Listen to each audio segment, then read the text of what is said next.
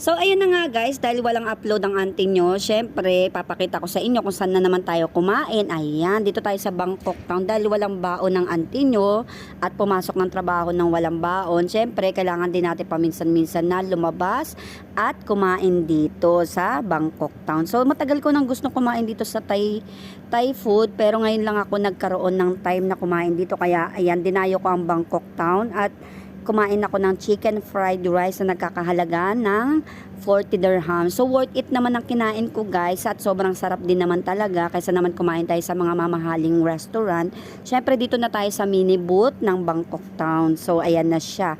Ito yung pinakabuong booth niya. So, booth-booth lang sila dito guys. So, ibig ko sabihin, yung mga booth dito yung maliliit lang na hindi talaga siya restaurant, as in booth lang siya. So, ayan siya. Puntahan nyo siya dito. Kung nandito po kayo sa Alcana, ayan. Dayuhin nyo po ang Bangkok Town. So, nandito yung friend ko, siya ang nagluluto